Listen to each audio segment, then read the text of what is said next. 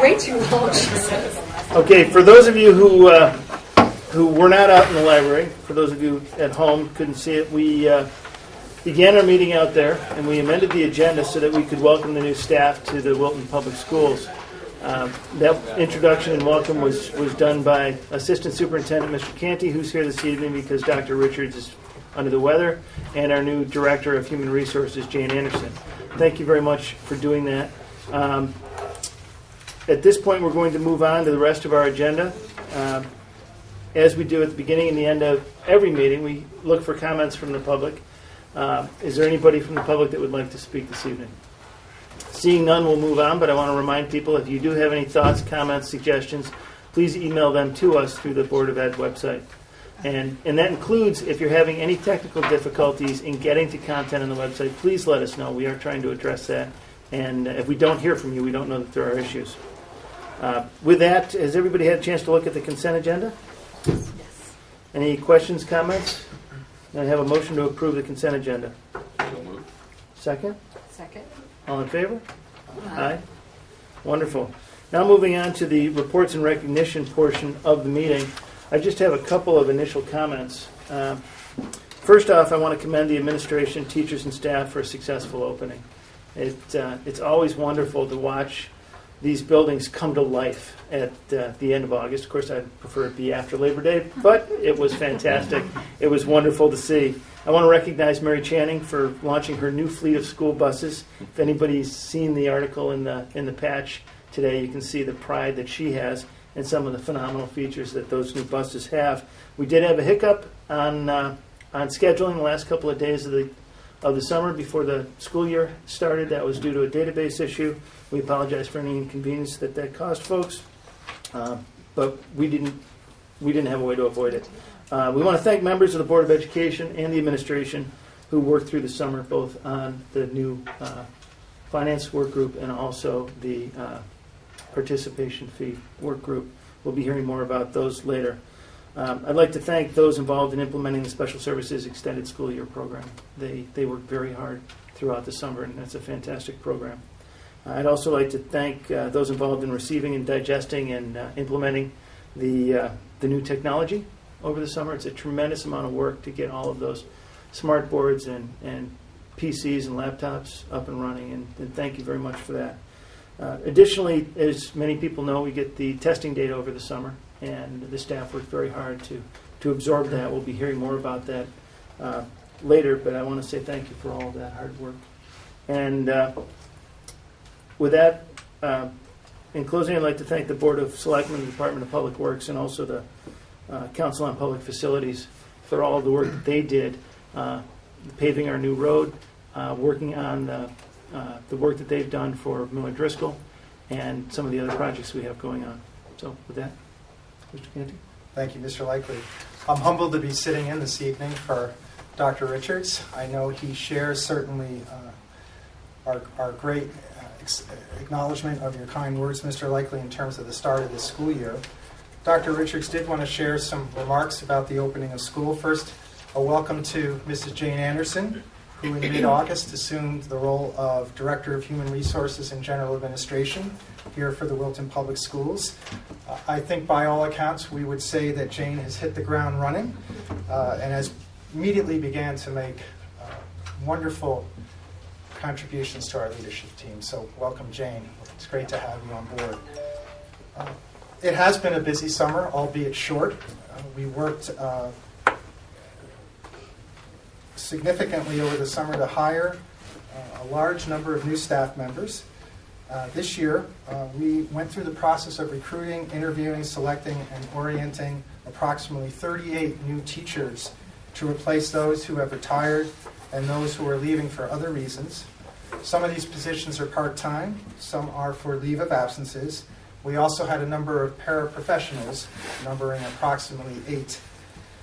It was a summer where we had the opportunity to retreat as building and district leadership teams to talk about our practice and have the opportunity to look at our plans for the coming year. In the area of curriculum instruction, we monitored the work of over 50 summer curriculum projects, ranging from Common Core state curriculum mapping to curriculum revisions in many areas. We introduced student success plans in grades 6 through 12. We're excited to implement 2 new courses at Wilton High School in AP Economics and Web Design, and also introduced new instructional materials in our Spanish program, grades 6 through 10. We've had great success in launching a new math program at the kindergarten, grades 3 through 6 and 7-8 levels. Our Math in Focus program is up and running, and we appreciate all the hard work of our teachers in supporting that process. We also have been involved in in-depth analysis and planning based on our standardized assessment results that are making their way into our schools. And again, we would like to extend our gratitude to Ann Paul and her staff for the extended school year work that went on this summer. Matt Heffer, in the area of technology, as director, was responsible for working with his staff to refresh leased technology. There was a number of installations of newly acquired technology. We're very excited now to have full wireless capability here at Wilton High School and in our offices and media centers in grades K through 8.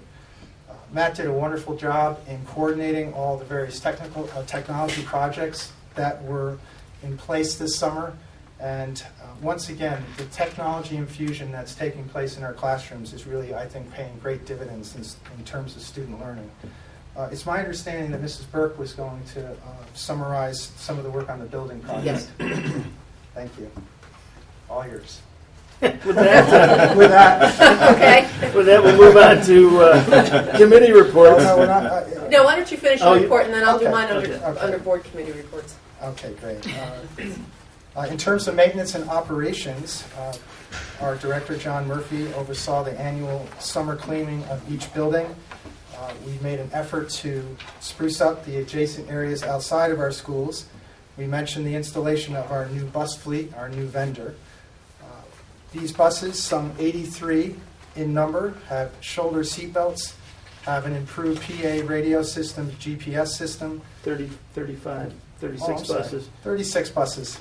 I'll have to commend Dr. Richards for supplying me with these notes. Tim, I think some of them seat 83 Seat passengers. 83, there you go. 83 passenger buses, numbering 35. 35, there we go, 36. We've worked very diligently on the routing adjustments to our bus routes.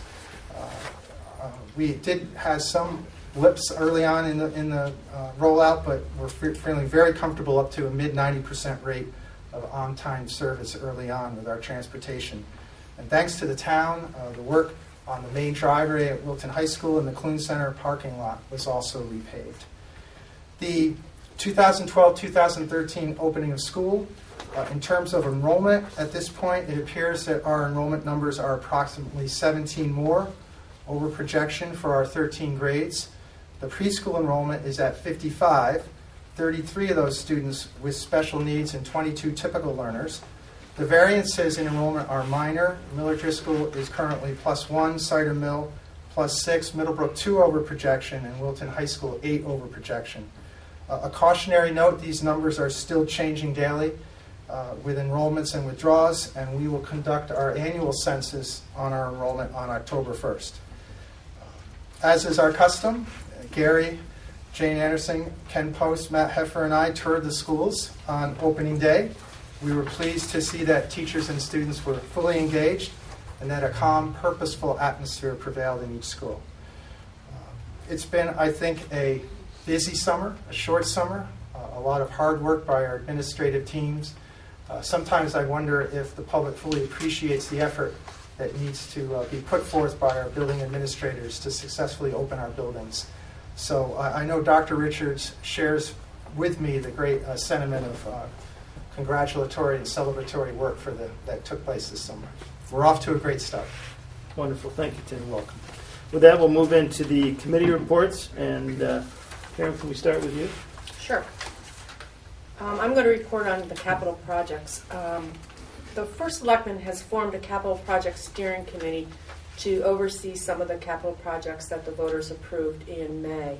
And John Murphy, who is our Director of Facilities, and I sit on this committee, along with the first selectman, another selectman, Dick Dubow, the chairman of the Council on Public Facilities, the chairman of the Energy Commission, the director of Parks and Recreation, and a manager from Turner Construction Company.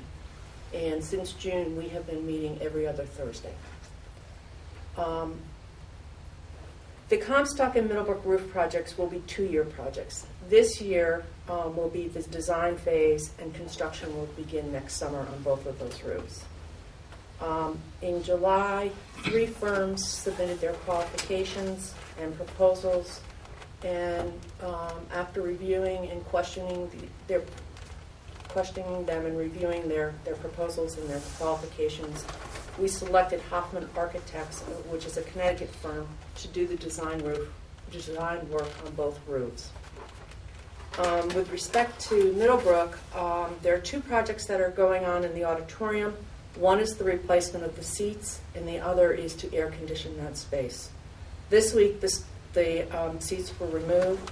Work will be done on the floor, and the new seats will be installed beginning next week. The air conditioning is temporarily on hold. More work needs to be done to determine what size system is appropriate for that space and the way that space is used. We have restroom renovation projects at both Middlebrook and the high school, and like the roofs, that's going to be at least 2-year project, with the design work being done this year and the construction beginning next summer.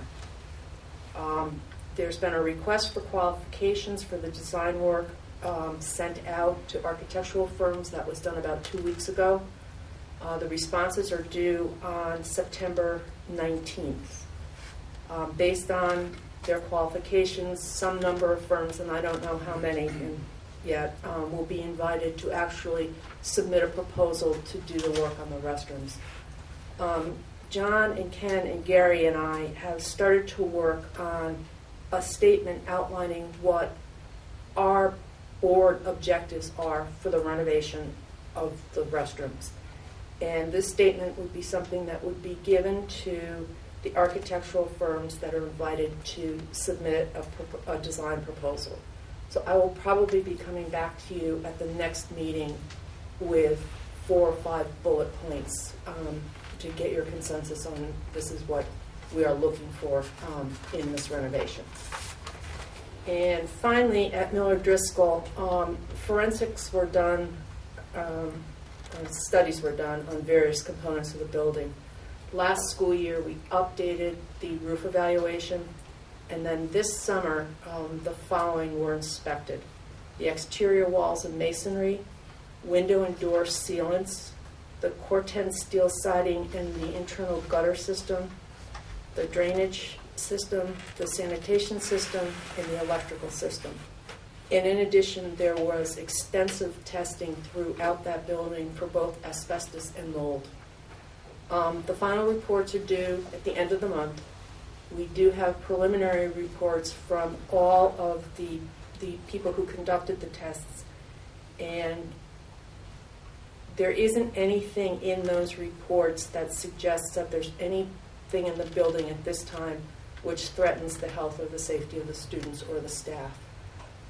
So we will look at the more in-depth reports when they come out at the end of the year or the end of the month, and at that point formulate a plan for moving forward with that. And I think, as everyone has noticed, construction of the sewer line up Wolf Pit Road to Miller Driscoll School is well underway. Wonderful, thank you. Laura, do you have a report this evening? No. Just now. Okay. Do we have a report on the finance worker? Yes. Karen and I, along with Ken and Gary, met several times over the summer in a budget subcommittee. We looked into several areas, including staffing, including district processes, and budget assumptions. It's a work in progress, so we really have nothing definitive to report tonight, and the work will continue. Wonderful, thank you. Yes, I do. Do you want me to talk about Yes, please. This is a work study group.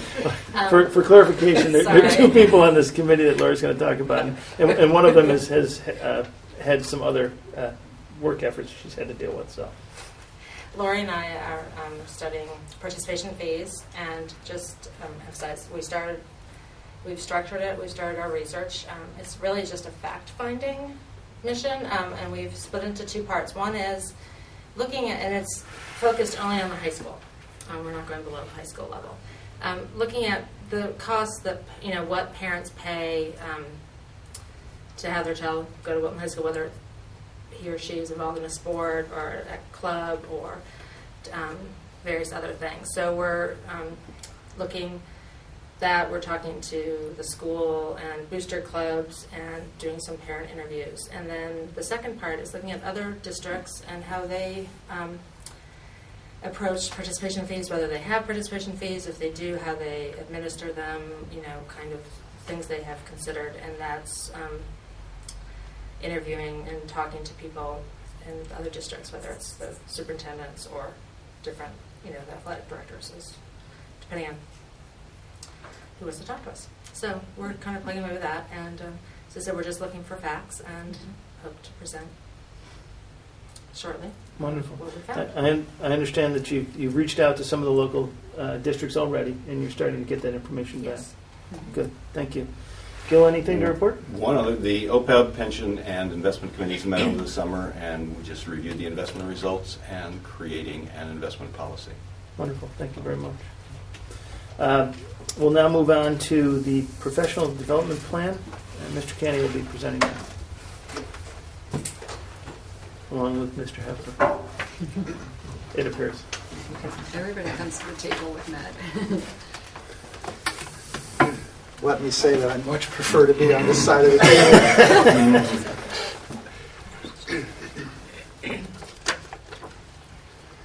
You could have sat up here and asked Matt questions. That would have been a change. We felt it important as we launched this school year to share with the board just an overview of the professional development efforts that really zero in on the significant initiatives that are part of our work this year. And when we talk about professional development, I hope the public recognizes that this really is our research and development as educational professionals. The extent to which we have an opportunity, whether it's within our four walls or in attending conferences or workshops with other districts or across the state of Connecticut, these opportunities really do build the capacity of our staff and ultimately, we hope, impact student learning. So again, just try to provide an efficient overview of the work. We are working extensively to implement practices that are aligned with safe school climate. The plans that are, in fact, mandated by the state of Connecticut. And from a professional development perspective, we are working to implement training in bullying legislation, things of that nature. Also trying to help our staff recognize the warning signs that might be apparent if a student was experiencing social or emotional distress. So I just think it's important when we talk about our programs to start there and talk about the academic, obviously, but also the social emotional needs of our students. So we will be looking at professional development in that area, and it does focus in on the safe school climate plans that are in place in our buildings. I mentioned earlier the extent to which we've been implementing programs that are responsive to the Common Core state standards. And of course, the breaking news here is the Math in Focus program, which has been launched in the kindergarten level. You'll find that the program will be used in grades 1 and 2 with selected units of study, and then full implementation in grades 3, 4, 5, 6, and selected courses in grades 7 and 8. I think the board can appreciate the extent to which professional development was vitally important to launch this program successfully. So proud of our administrators and our instructional leadership team in guiding that process. A number of our teachers, a significant number of our teachers, participated in summer curriculum project development. You may recall that we had a professional development day in June at the end of the year. That was dedicated to helping our staff recognize and understand the program. We worked on, again, the week prior to the school opening, making sure our teachers were ready. And here we are in the third week of school. We're up and running. And at least in terms of my perception and also the reality, the community seems to have embraced this program, as far as we can tell right now. So we look forward to traveling on this journey. We had a professional development day yesterday with our middle school teachers and our fifth grade teachers working on what's described as the bar modeling phase of the program. We also will be having extensive professional development during the week of October 9th. You may recall that October 9th is a dedicated professional development day, and then there will be follow-up sessions during the rest of that week. So a good strategy around a fall PD plan to support the implementation of the Math in Focus program. We've also been extensively involved in providing support to respond to literacy needs across the district, but most particularly at the K-5 level. We've been working as a leadership team, as instructional leadership teams, to implement models that are a bit new to us that center around coaching. We've developed what we call instructional lab sites, where teachers have volunteered to have their colleagues come in and watch them teach. And in that process, we have our reading specialists involved. There's a briefing and then debriefing phase to the work. And this opportunity to work in these collaborative arrangements with embedded conversations that relate directly to the curriculum, we think are going to pay great dividends in building the capacity of our teachers across the K-5 level and being effective teachers of reading and writing.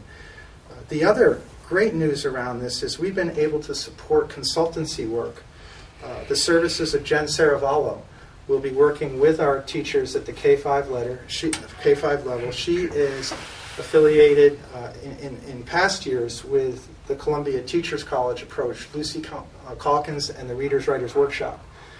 And we watched her yesterday work with our staff, teachers from Miller Driscoll and Cider Mill, and she is outstanding. She has an ability to engage our adults and is such an expert in the field that this combination of coaching and then consultancy is, I think, going to, again, create an atmosphere where our teachers are able to respond to students in need and in effect, improve student learning. So this work around the implementation of our curriculum experience this summer curriculum work. We've mentioned earlier the work in technology. We've also been and recognized the importance of the effort to analyze student performance data, the extent to which data has come in over the summer, and then also through the SRBI, the Scientific Research-Based Intervention process, using the RTI Studio tool, which, as you may recall, is that data warehouse, to, in effect, monitor the progress of students who may be in need of additional supports in the classroom. All of this work is ongoing, and I think will, over the course of this year, yield great benefit for the district. I want to emphasize with the board that our professional development plan is a 3-year plan. We've tried to center our thinking away from the fact that we can really build capacity in a 1-year period of time. It is quite remarkable how quickly a school year goes by. My experience is that they tend to go by faster the older your children are. So that's, I think, the same case for our teachers. So this idea of a 3-year plan speaks to consistency of practice, understanding that we can't get it done all at once, and we're trying to be very mindful about the extent to which we could be overwhelming our teachers with what one might describe as initiative fatigue. So having said that, one of our initiatives is to launch an ambitious project that looks more at the question of how we teach. Just talked about the what we teach, the how we teach. which is described in an emerging set of skills which we have generically labeled at this point a vision of teaching and learning for the Wilton Public Schools. And I've asked Matt to provide an overview of that work. Thank you. So what Tim has done is, in talking about professional development, we really have three, what we call the pillars of our professional development plan. The curriculum piece, which Tim has just very eloquently outlined, that's the what we teach. And then we have the how we teach, which is what I'm going to address in just a moment. And of course, our analysis of student data, which is how we know if what we're teaching is being absorbed and used by the students. The vision of teaching and learning was the outcome of a subcommittee of the Central Curriculum Council who was looking at 21st century skills. And what they noted, as I mentioned in my tech report in the spring, was a strong alignment with the WITLS work. Remember the Wilton Information Technology Literacy Standards. And what the subcommittee elected to do was to revise WITLS and to really almost strip a lot of the technology language out and make it really a document about how we teach and what are the important skills that students need to learn and have with them as they enter the world, the workforce, and postgraduate work. So the committee, as Tim has sort of alluded to, had this really ambitious goal that teachers are going to grow in their ability to implement these lofty goals. And one of the things that the Staff Development Committee really recognized early on is that we need to slow down the process a little bit, that we can't expect that all of a sudden we can just give them staff development and they'll do it and they'll teach it, that they really need to understand the document first. So we met on Tuesday in this room, the District Staff Development Committee, and developed a tool that at each building they're going to really discuss the vision of teaching and learning in a meaningful way for 2 hours of time, whether it's by grade level or by content area, and really have a deep understanding of the language and the concepts there. From that, we're going to then be working to plan professional development opportunities to meet what we're seeing as the needs. So we're really going to do an analysis of kind of where we are, how we understand the document, and then build in professional development. And again, as Tim has just mentioned, it's a 3-year plan, so we're not expecting to do it all now. We're going to try and reach the immediate needs, get everyone together on the understanding of the document. And the other exciting piece of this is that it really coincides so seamlessly with the work that our group that is participating in the November Learning Institute. The skills that Alan and most everyone was at his presentation at the keynote, and you saw how exciting and engaging that work is for the students. Well, that's the type of learning that's really embedded in the vision of teaching and learning. So as that group works, they're going to be developing innovative learning models that really will embody the work of the vision of teaching and learning. We're also extending our partnership with Weston and Ridgefield. We've already started to work with Weston. We invited them to our convocation, and I'm going to be meeting next week with the tech directors from Ridgefield and Weston to start collaborating on what models of learning we have, how we might be able to share resources, ideas, professional development. And lastly, in March, we're going to really do an analysis, a self-analysis, a gathering of evidence of where we're seeing this type of learning going on in our classrooms. And it'll be a nice time for a self-analysis since we really spent the year developing the tool and then offering staff development to move us along. And again, with the eye that this is not a 1-year plan, this is really a 3-year plan. So we've now talked about 2 of the pillars. I'm going to pass it back to Tim to the third pillar of our staff development plan is data analysis and data teamwork. And we touched on that in our opening remarks to a certain extent. A new initiative this year is we formed a group that we've identified as the Principals Roundtable. This group will meet on a monthly basis. And it consists of our principals Ann Paul in her role in directing special services, Matt Heffer in his role, and Dr. Richards as superintendent. I get a chance to stop by as well.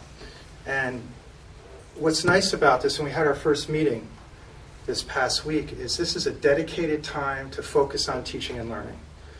And in effect, we've created what we're going to now identify as a district data team, where we can work as senior leaders in the district to have focused conversations on what we can do to guide the continuous growth of the school district. So we're very excited about this.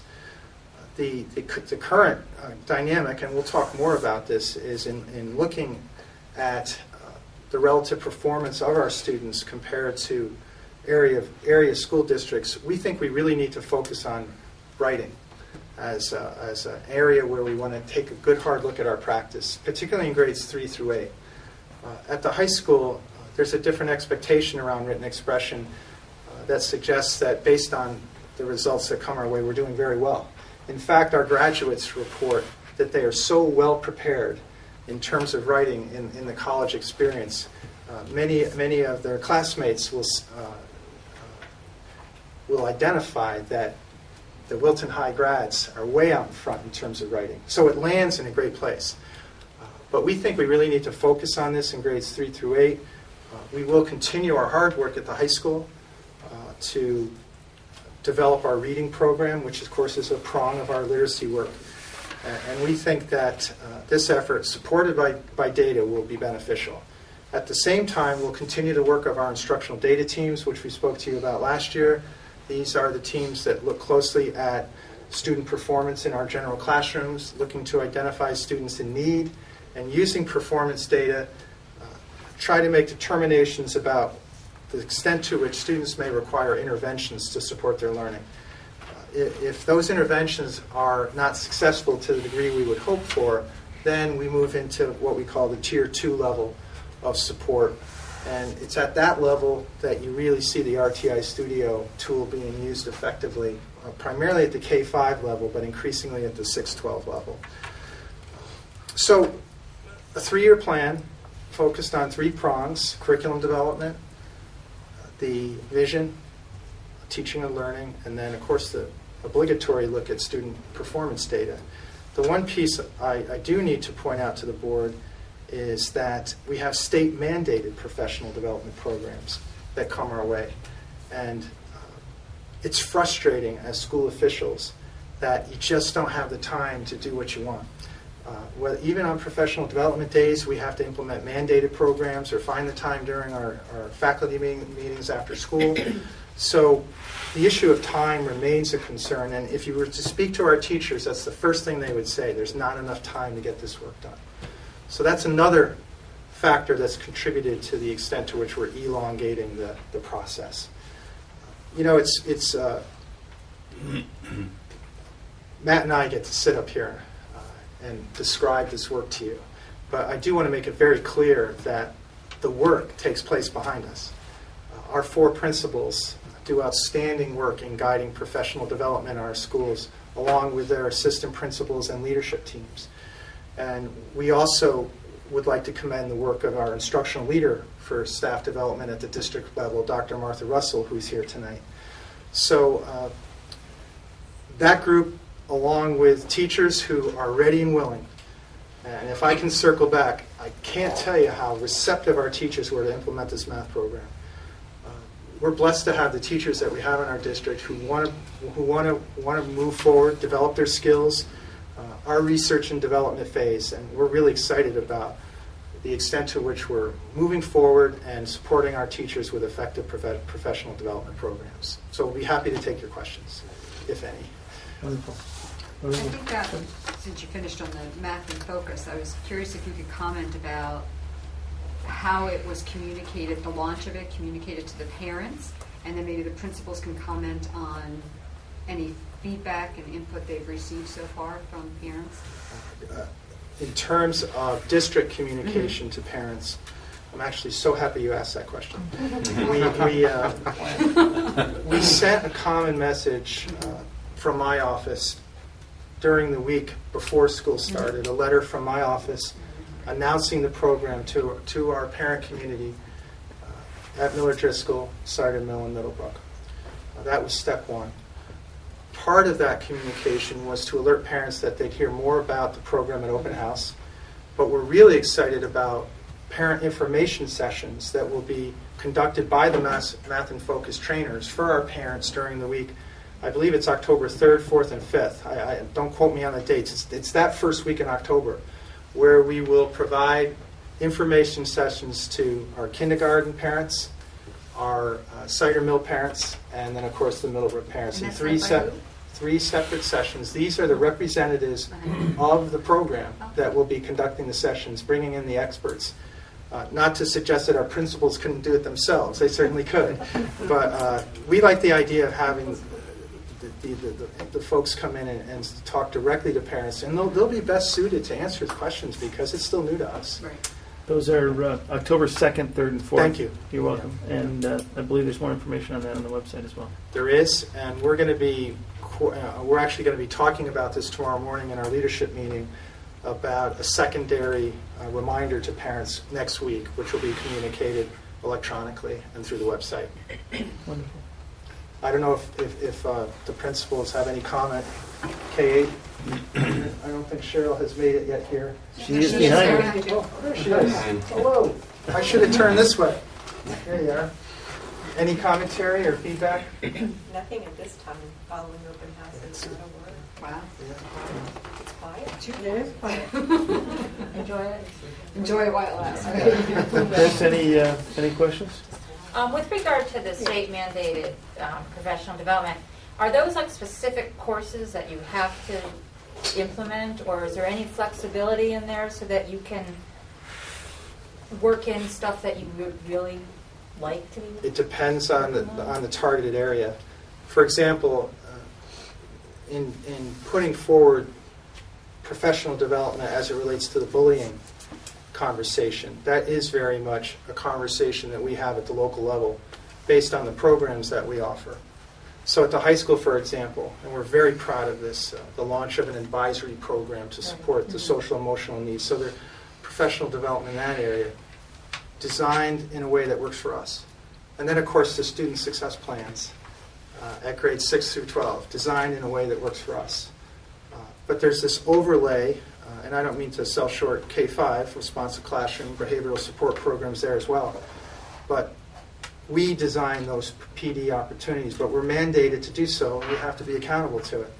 Then you have other programs that are mandated where you will have outside trainers come into the schools and deliver a more prescribed training protocol on a particular issue. So it really depends, but the vast majority of these state mandates are, here's the area, you figure out how to do it.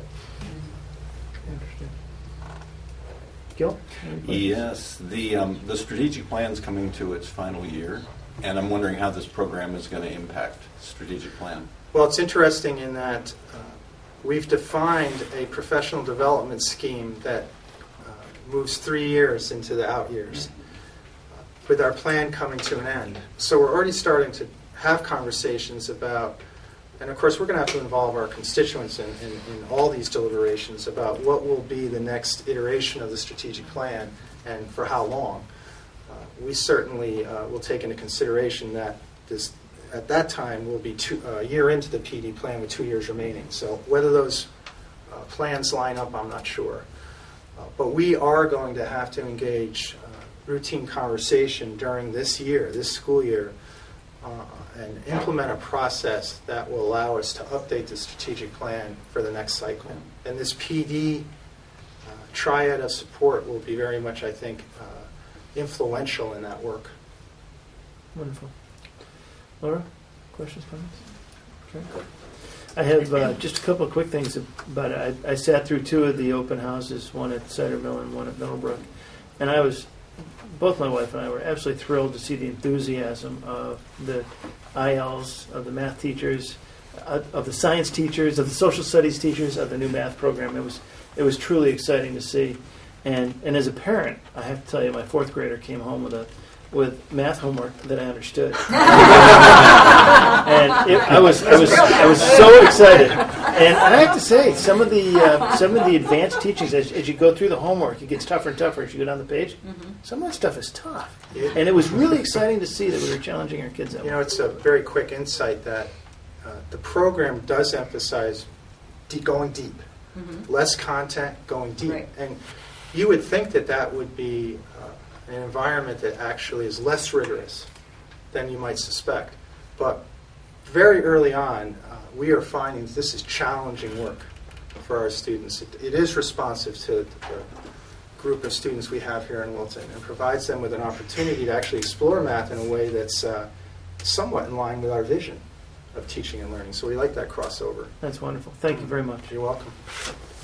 Next on the agenda, we have Policy and Regulation Review 5118, Attendance of Non-Resident Students. That's being presented by Mrs. Anderson. It's on the agenda this evening for review and discuss.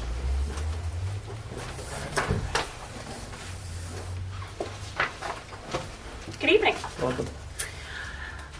This is my first time to present policy in front of you, so I'm not quite familiar with how you would prefer we go through it. So if you could give me your preference, I can meet your expectation that way. Give us a little bit of background as to why we're reviewing this evening and any specific pieces you think we ought to pay attention to. We have had a chance to look at this ahead of time. We've all read it. We may have Excellent. specific questions, but that's the perspective. Okay, perfect. Can do.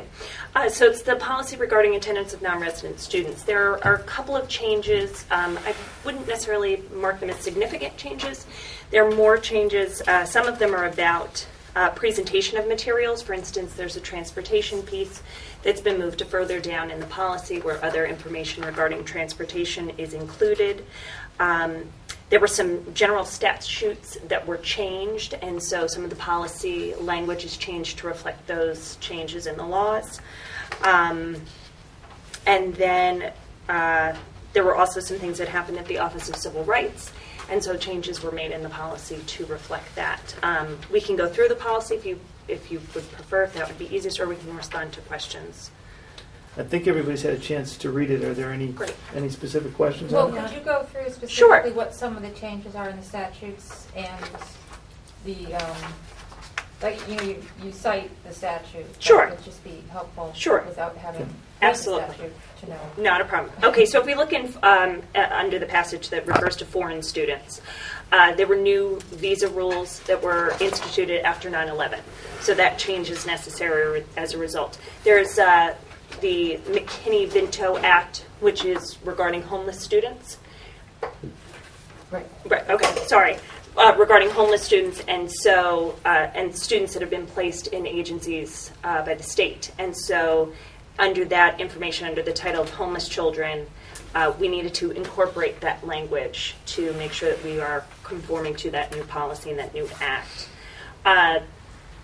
There was a decision made at the Office of Civil Rights, which we'll see under the disabilities legislation, and that is kind of a twofold between the Mckinney-Vento and the Office of Civil Rights together, in that you have to be careful about who is actually the local education agency, the LEA.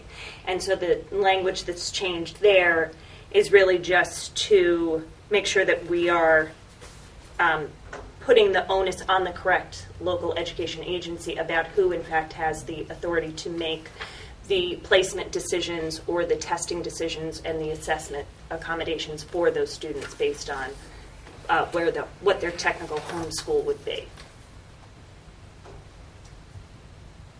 Other questions? Sure. Yeah, I have a question. In the second paragraph of the policy, the paragraph that starts out regular employees. Yes. My question is, what is a regular employee? Yeah. Is it someone who's full-time and permanent? Can a part-time employee enroll his or her child? Can someone who has an interim contract with the district enroll their child? I don't know what regular employee means. Okay. You don't have to answer now. I mean, In my brief experience so far, they have all been full-time contracted employees. I can certainly get back to you with more specifics about if it's a part-time employee. I don't. For an interim contract employee, for all intents and purposes, that employee has the full rights and policies and regulations that are offered in their collective bargaining agreement. So they would fall under the provisions. Okay.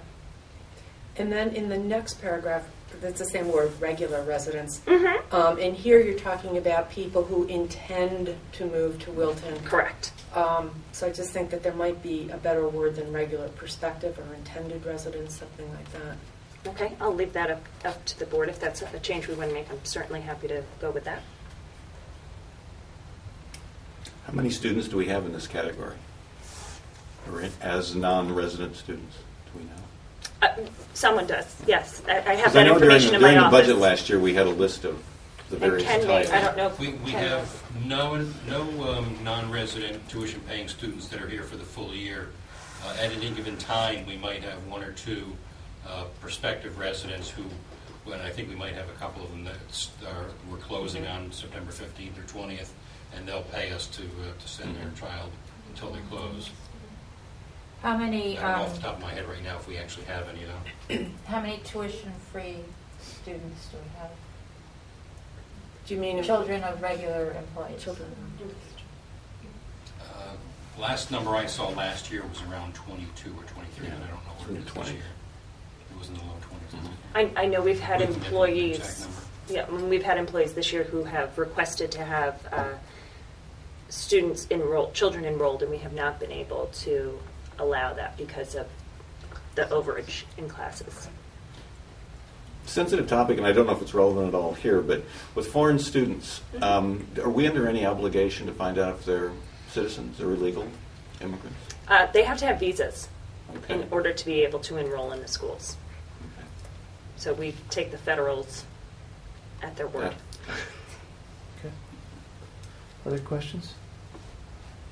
Ann, did you have a comment? No, I was just saying we have 2 homeless students in the district. Thank you. Okay, if there's... Oh, I just have one last question. With children of regular employees, whatever we decide regular means, is there any like ranking priority? Like, do classroom teachers have priority over non-classroom teachers? Just whoever, it's like first come, first serve. And space available basis. Right. Okay. Thank But you. once they're in, they're in, right? Correct. For the As long entire as they're 12 employed. years.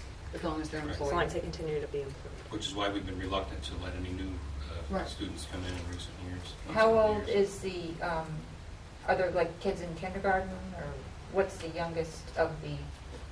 Actually, let me put it a different way. Could you get us a breakdown of what Yeah, it is? I guess that's That'd be what we're great. asking for. And do we want to, as a board, have any discussion about this term regular residents versus prospective residents versus perhaps transitional residents that we want to give Jane any guidance on? Do we want to spend a minute on that or not?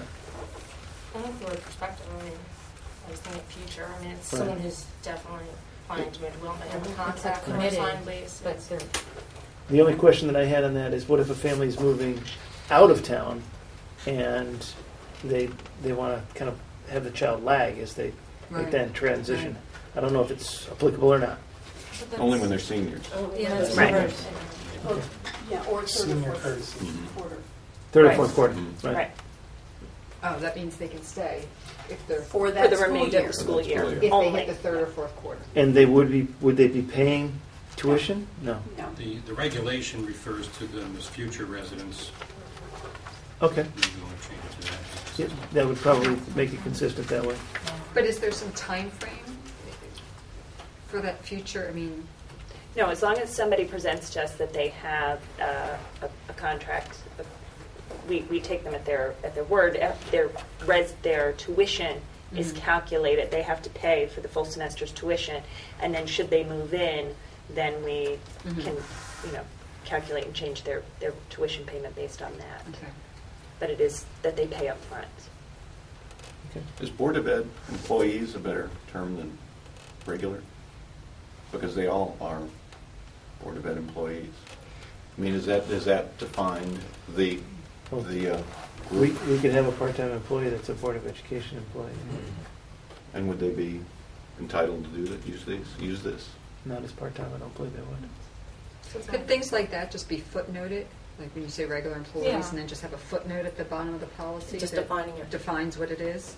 It can be whatever you'd like it to be. Sure, I can do that. That is a point, though, I think we need to follow up on. Yeah, I Yes. think it needs to be clarified. Mhm. Right. So as a footnote then? Yeah, as well as the resident questions as well. Could be footnoted and defined. I thought I saw it in there. Yeah, Oh, is the it? regular Okay. resident, All right. that language is That is defined. Pretty Yeah, clear. It's pretty clear. Yeah, Okay. that's clear. It's Alrighty. just that the title of the paragraph is what I have a Right. problem with, because Okay. it is defined below. Right, okay. So back to Ken's point, should I use the term future residents as referred to in the regulation for That'd be fine with consistency? me. Yes. Okay. Everybody okay with that? Mhm. Okay.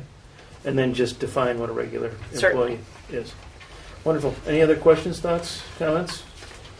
Thank you very much. Sure, thank you. As far as action items, we are looking at adjusting the November meeting. Dr. Richards had asked us that we move the meeting from Thursday, the 8th, to Monday, the 5th. Thank you. And he said that because he never misses Board of Ed meetings. But we're proposing making that change to the agenda. Is everybody okay with that? Yes. Do we need a motion on that? I have a Yes, motion? no. Okay, motion approved. Yes. Motion to approve. Second? Second. All in favor? All right. Aye. Wonderful. As far as future business timeline, you've got the information on the website as well as in your packages. Our next meeting is 2 weeks from now. Any additional thoughts, comments? We're going to go over the enrollment report at that point. I think the board can anticipate a more expanded agenda. We're looking at some policy reviews, and we haven't firmed up exactly what we're going to bring in front of the board. Wonderful. Right. That's a good point, because as we looked at the policies, we realized that there were a number that we hadn't looked at in a long time. We wanted to march those through. So there'll be a lot of off-time reading for each of us to look at, and if we can come in with nice, crisp, concise questions and comments, that would be fantastic. At the end of every meeting, as we do at the beginning of every meeting, we look for questions, comments from the public. Is there anybody from the public that would like to come in and speak with us? Seeing none, I will remind you that you can send your questions and comments into the Board of Ed website and email. And with that, I will adjourn. Motion. I need a motion to adjourn. Yes. So moved. Second? Second. All in favor? Thank you, Molly. Yes.